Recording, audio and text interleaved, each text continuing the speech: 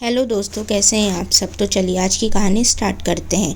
Mummy जी, आज मैंने दोपहर के खाने में आपके लिए मटर पनीर की सब्जी बनाई है और जब आपके खाने का टाइम होगा तब मैं बटर नान ऑनलाइन ऑर्डर कर दूंगी, क्योंकि मुझे पता है आपको यह बहुत पसंद है। तो नैना जी ने कहा कि अरे बहू, इतनी क्या तकलीफ उठाती है मेरे लिए, यह सब बनाने के चक्कर में तुझे लेट हो जाता है ऑफिस के लिए।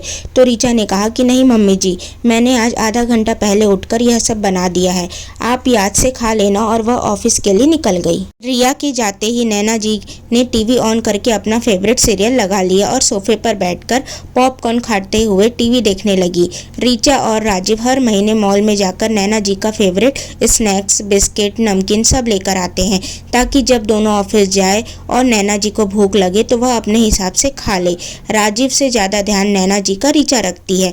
ऋचा को हमेशा यह लगता है कि मेरे कारण मम्मी जी को किसी भी तरह की कोई तकलीफ ना हो, पर पता नहीं क्यों नैना जी बस ऊपरी मन से ऋचा से बात करती, उसके साथ हंसती और उसकी तारीफ करती, पर उनके मन में तो ऋचा के लिए कुछ अच्छा था ही नहीं। ऋचा रोज नाश्ता और खाना बनाकर ही जाती नैना जी के लिए। ऋचा के जाने के बाद जब नैना जी रसोई में जाती तो कहती कि बस मेरे लिए कुछ भी रूखा सूखा बनाकर चले जाती और खाते रहो उसी को दिन भर, जबकि ऋचा हमेशा अपनी सास के लिए अच्छा और ताज़ा खाना बनाकर ही जाती थी। ऋचा और राजीव जब छुट्टी में घूमने जाते तब भी वह अपनी सास को ले जाती, ताकि मम्मी जी को घर में अकेले बोर ना लगे। इधर ऋचा के ऑफिस जाते ही दोपहर में नैना जी किसी न किसी रिश्तेदार को फ़ोन करती, कभी अपनी जेठानी को, कभी अपनी भाभी को, कभी देवरानी को या फिर कभी चाची सास को, और हमेशा बोलती कि आज तो मैंने यह काम किया तब जाकर खाना नसीब हुआ, आज काम वाली नहीं आई तो मुझे ही पूरे बर्तन साफ करने पड़े, आज तो बहू ने बस सब्जी बना दी, बाकी रोटियां मुझे ही बनाने पड़ी।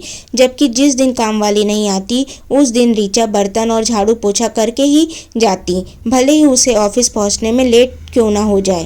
नैना जी हमेशा हर रिश्तेदार को यही कहती कि बहू की तो कमाई चवन्नी भर की है, फिर भी उसकी खुशी के लिए हमें उसे ऑफिस भेजना पड़ता है, बाकी बहू की खुशी के लिए तो मैं घर पर रहकर काम करती हूँ, वरना मुझे क्या शौक चढ़ा है इस उम्र में घर का काम करने का। यह सब तो मैं अपनी बहू की खुशी के लिए कर रही हूँ। इससे नैना जी को लोगों की वाहवाही भी मिल जाती और वही लोग ऋचा को बुरा समझते। एक दिन ऋचा ने ऑफिस से छुट्टी ली, क्योंकि उसकी एक बचपन की फ्रेंड जो इस शहर में रहती थी उसकी तबीयत थोड़ी ख़राब थी और उसका हस्बैंड भी ऑफिस के काम से शहर से बाहर गया हुआ था। तो एक दिन पहले ही ऋचा की फ्रेंड ने ऋचा को कह दिया था कि तुझे कल मेरे साथ डॉक्टर के पास चलना पड़ेगा, क्योंकि मैं अकेले नहीं जा सकती। तो ऋचा ने हाँ कह दिया। दूसरे दिन ऋचा ने सारी बातें नैना जी को बताई, तो नैना जी ने कहा ठीक है बेटा, बस तू यह बता देना कि तू कब तक वापस आएगी। तो ऋचा ने कहा कि मम्मी जी मुझे तो शाम हो जाएगा वापस आते आते। ऋचा ने यह भी कहा कि मम्मी जी मुझे थोड़ा जल्दी जाना पड़ेगा, क्योंकि वहाँ पर हमें नंबर भी लिखवाना है, नहीं तो हमें लेट हो जाएगा। तो आज क्या आप अपना लंच मैनेज कर लेंगे। तो नैना जी ने हंसते हुए कहा कि बेटा एक दिन मैं तो मैनेज कर ही सकती हूँ, वैसे भी तुम तो रोज़ मेरे लिए अच्छा अच्छा बना कर जाती हो। फिर ऋचा के जाते ही नैना जी ने अपनी जो रोज की दिनचर्या थी वह पूरा किया, फिर लग गई फ़ोन पर अपने रिश्तेदारों से बात करने और ऋचा की बुराई करने। दोपहर के 2 बजे थे, ऋचा का काम जल्दी ख़त्म हो गया।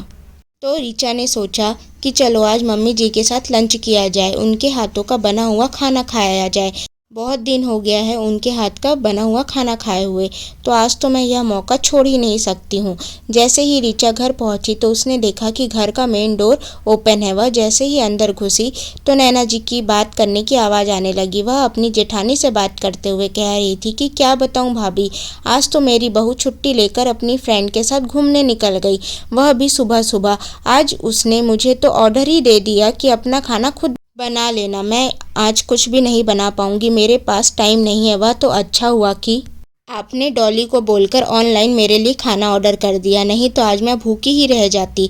अभी तक तो अपनी बहू की चवन्नी भर सैलरी के लिए और उसकी खुशी के लिए मैं कुछ नहीं बोलती थी, पर आज ही मैं उसको बोल दूंगी कि मुझसे अब कोई भी काम नहीं होता, तुम अपना काम खुद कर कर जाया करो। नैना जी के मुंह से अपने लिए इस तरह की बातें सुनकर ऋचा को बड़ा धक्का लगा और वह दबे हुए पैरों से वापस घर से बाहर निकल गई और घर के पास ही बने मंदिर में जाकर बैठ गई और सोचने लगी कि आज तक मम्मी जी ने सिर्फ मेरे सामने अच्छा बनने का ढोंग किया है। यह सब सोचते सोचते उसकी आंखों से आंसू आ गए।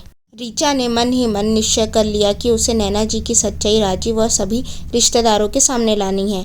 तो अपने कहे अनुसार वह 5 बजे घर पहुंची। रात में जब सब साथ में बैठकर डिनर कर रहे थे तो ऋचा ने नैना जी से कहा कि मम्मी जी, क्यों ना इस संडे को हम घर में सत्यनारायण भगवान की कथा रखें जिसमें सभी रिश्तेदारों को बुलाए। तो नैना जी खुश हो गई क्योंकि उन्हें तो सभी से मिलने का मौका जो मिल रहा था, तो उन्होंने झट से हाँ कह दिया। ऋचा को यह भी पता था कि मम्मी जी की जेठानी के पेट में एक भी बात नहीं पचती है, तो वह जरूर ही ऋचा की सैलरी वाली बात और ऋचा के बारे में नैना जी ने सबको जो बताया है वह कोई ना कोई बहाने से उगल ही देगी। आखिर संडे का दिन आ ही गया और एक एक कर सभी मेहमान आने लगे और थोड़ी देर बाद ही कथा शुरू हो गई। कथा पूरी होने के बाद जैसे ही हवन शुरू किया गया तो हवन के धुएं से नैना जी की सांस फूलने लगी और वह पसीना पसीना हो गई। तो राजीव ने उनको रूम में ले जाकर सुला दिया जिससे कि उन्हें थोड़ा अच्छा लगने लगा। कथा पूरी समाप्त होने के बाद जब राजीव और ऋचा मिलकर सभी मेहमानों को प्रसाद देने लगे, जब राजीव नैना जी की जेठानी को प्रसाद देने गया तो दामिनी जी ने कहा, क्यों रे राजीव, अपनी पत्नी की खुशी के लिए अपनी माँ से कितना काम करवाता है। तेरी पत्नी की सैलरी 10,000 है पर बस उसे ऑफिस जाने में खुशी मिलती है, इसलिए तो तू उसकी जॉब नहीं छुड़वा रहा है। यहाँ ऋचा के जॉब में जाने के बाद नैना को कितना काम करना पड़ता है तुझे पता भी है। शायद रोज ज़्यादा काम करने के कारण ही नैना की तबीयत खराब हो गई है। तो राजीव ने कहा कि बड़ी मम्मी, आपको किसने कहा कि रिया की सैलरी सिर्फ 10,000 है? आपको पता नहीं क्या कि वह किस कंपनी में है और किस पोस्ट में है? उसकी सैलरी इससे 5 से 6 गुना ज़्यादा है। मेरी और उसकी सैलरी में कोई ज़्यादा फर्क नहीं है। तब तक नैना जी भी बाहर हॉल में आ चुकी थी। तो ऋचा ने आगे कहा कि राजीव रुको, मैं तुम्हें सारी सच्चाई बताती हूँ। ऋचा को बीच में रोकते हुए राजीव ने कहा कि बड़ी मम्मी, माँ को घर का कुछ ज़्यादा काम नहीं करना पड़ता, सारा काम वाली और ऋचा ही करते हैं। तो आपसे यह किसने कहा कि माँ को काम करना पड़ता है? राजीव की बात समाप्त होने के बाद ऋचा ने बोलना जारी किया कि राजीव, मम्मी जी हर जगह फ़ोन कर करके यह बताती है कि मेरी सैलरी 54 भर की है और मैं इस घर का कोई भी काम नहीं करती। जब राजीव ने नैना जी से पूछा कि क्या ऋचा सही कह रही है, तो नैना जी ने सिर झुका लिया और कुछ भी ना बोल पाई। तो राजीव ने सारे रिश्तेदारों के सामने सारी सच्चाई बताई और उनसे यह भी कहा कि आप लोग ऋचा को गलत ना समझे। माँ का सबसे ज़्यादा ध्यान घर में कोई रखता है तो वह ऋचा ही है। अब माँ को उस चीज़ की कद्र नहीं है तो इसके लिए मैं कुछ भी नहीं कर सकता। यह बोलकर वह अपने रूम में चला गया। राजीव के रूम में जाते ही नैना जी सभी मेहमानों से अपनी आंखें चुराने लगी। मेहमान भी ऋचा से मिलते हुए एक एक करके जाने लगे। सभी मेहमानों के जाने के बाद ऋचा ने नैना जी से कहा कि माँ जी, मुझे आपसे ऐसी उम्मीद बिल्कुल भी ना थी। अगर इस घटना के बाद भी आपने ऐसे ही मुझे बदनाम करना जारी रखा तो आप यह भूल जाइएगा कि मैं कभी भी आपसे बात करूंगी या फिर आपका कोई भी काम करूंगी।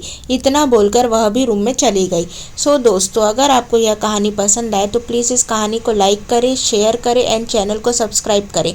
Thank you for watching. Thank you.